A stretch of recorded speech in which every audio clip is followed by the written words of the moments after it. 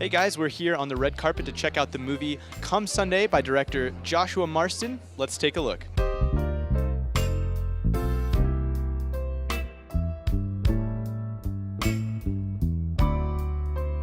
It's based on a real person, a man named Carlton Pearson, who was a Pentecostal preacher in Tulsa, Oklahoma, and was a protege of Oral Roberts.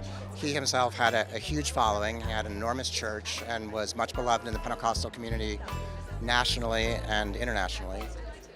And in his early 40s had a crisis of faith and began to question how it could be that so many people, not anyone who wasn't Christian, wasn't even Pentecostal, would not be going to heaven according to Pentecostal belief.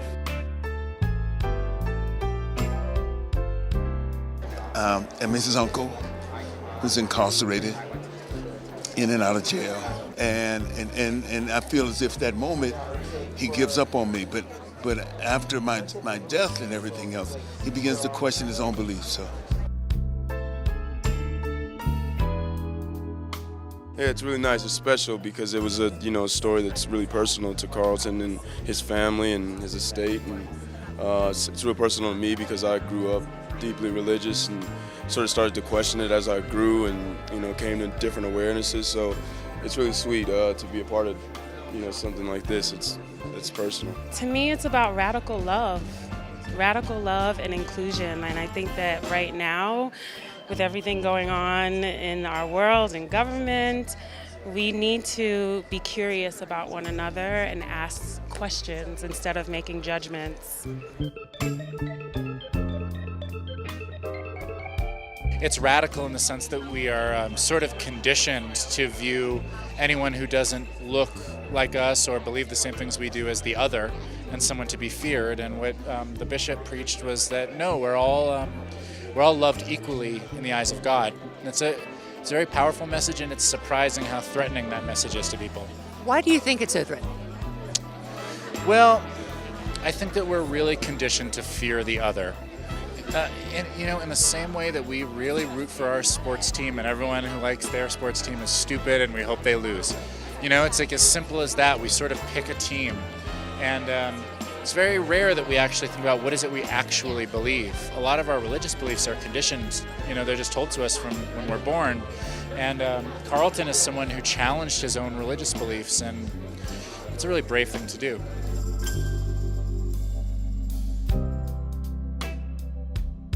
I cannot think of anyone more inspiring than Carlton Pearson. And one of the key reasons why I chose to do the movie after This American Life invited me and sent me the script was that I went online and looked at videos of him preaching, and I was absolutely mesmerized by him. I mean, he is a one-of-a-kind preacher. He's unlike anyone I've ever seen. He is charismatic, funny, scholarly, and absolutely captivating. And so the idea of being able to work with him, to know him, and to learn from him and get his life story and then try and put it on screen was really the great draw. And then he worked with Chiwetel Ejiofor and all the actors. He came when we were getting ready to shoot and preached a Sunday service so that all the actors could see him preach live, and then he was available while we were filming. I had some of the best talks I've ever had in my whole life. Like I said, it is a surprisingly rare thing to challenge your own beliefs. And it's a really important thing. And talks with him, somebody so educated and so knowledgeable, who's been through that, was really eye-opening.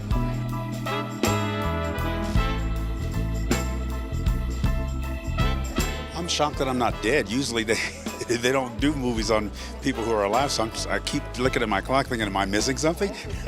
But I'm elated, absolutely. It's been like 15 years of a lot of pain. But I always knew at some point there was light at the end of the tunnel, and I was just looking for the end of the tunnel. All the actors are absolutely fantastic. And I'm seeing it you're looking at it critically from my own point of view. They all were people in my life whom I love, and they nailed it. I'm very impressed.